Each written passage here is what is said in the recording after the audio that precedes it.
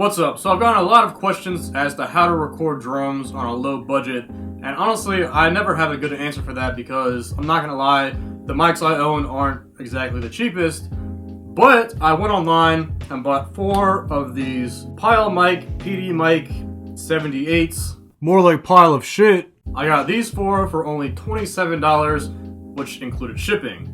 And now you also might be saying that these look exactly like an SM57, which to be honest, they do.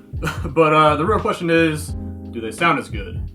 So I'm using these 4 mics as close mics on all 4 of the drums. So I'll have one on the snare, even though I usually like to record the bottom side of the snare as well. The tom, which is not in the shot, the floor tom, and even though these are small diaphragm microphones, I'm putting it on the bass drum as well. I also forgot to mention that these mics came with mic cables, even though they're XLR to 1/4 inch, but I didn't realize that my Snake accepted 1/4 inch cables, so I switched out the mics that I already had on the kit with these, just to make the test that much more official. And now for the overheads, I decided to switch it up a bit. I went on eBay and bought the cheapest condenser mics I could find. So I ended up with a CAD GLX 1200, and then I also got a CAD ICM 417. Now, these aren't a match pair or anything, and they only cost $50 for the 2, so, you know, we're doing it cheap, so this is what I got.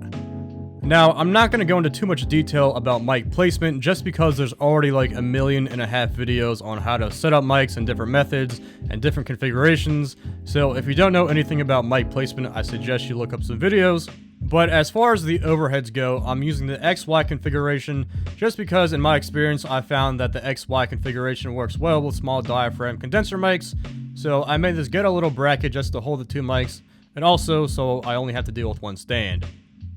Okay, so forget everything I just said about the overheads because as it turns out, one of them actually doesn't work.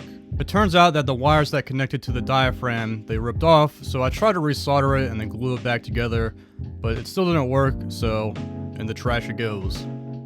So now I'm just going to use the single overhead mic. I'm going to point it straight down right in between the kick and the snare, and looking on the positive side, you know, less mics, less money. And now before we can start, one of the best pieces of advice that I can give is if you want to start recording drums, after you invest in microphones, I would highly suggest you invest in high-end cymbals. And that's because with low-end cymbals, it's really hard to make, you know, cheap cymbals not sound like cheap cymbals because you can't really tune them and they really stick out in the mix. But with drums, even if you have the cheapest, lowest end kit that exists, with new heads and a little bit of tuning, you can really get them to sound nice. And just to prove that point, these drums, I bought the shells on Craigslist for $20, and sure, I refinished them to make them look, you know, relatively nice, but at the end of the day, it's still a cheap low-end beginner drum set. Oh, and then also the snare I bought used at Guitar Center for only $30. And now finally, I have all the mics running into the Snake, excuse the mess of cables. Also, you do not need a Snake, I just happened to get this one for a good deal, but then the Snake runs into the interface, and the interface is an M-Audio Profire 2626. It's not the best, you know, it was pretty expensive, but you know, it works. But if you were to buy a new interface, you can get one for like $200. And then also, the thing below the interface is a preamp, and usually I run my overheads through the preamp and then into the interface, but for the sake of this video, I'm not going to use that. And then usually I record with Logic, but for the sake of this video, I'm using GarageBand because it's free. So for this demo, I'll be switching between the soloed close mics, which again are the PD78s, the soloed overhead mic, and then the full mix. So let's give these a test.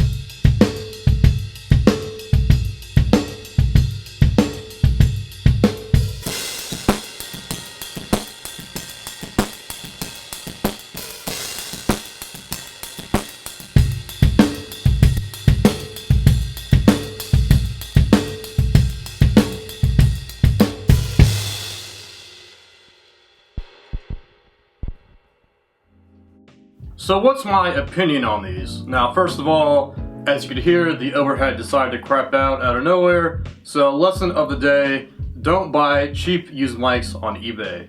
But as far as the piles, they actually sound pretty decent. Compared to a 57, they're a little bit brighter, but for the price, I mean, you can't beat $6 for a microphone. And surprisingly, this thing sounds amazing on the kick drum. I actually might start using this for my kick drum just because it sounds so good. I was really surprised. I honestly thought I would have to, like, mix it a whole bunch, but really, they sound pretty good on the kick. And now also, I was aiming this video towards YouTube drummers because, like I said in the beginning of the video, I've gotten a lot of questions saying, hey, I'm starting a YouTube channel and I want to record my drums, what do I need? So as far as a beginner set of mics, I would definitely suggest these. So if you want to start recording drums for cheap, assuming you already have a computer, then you're going to spend right around $400, and that includes mics, mic stands, cables, and an interface.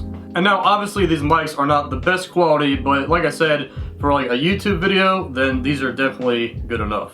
But yeah, I mean, you guys heard the demo. What do you think? Would you use these mics?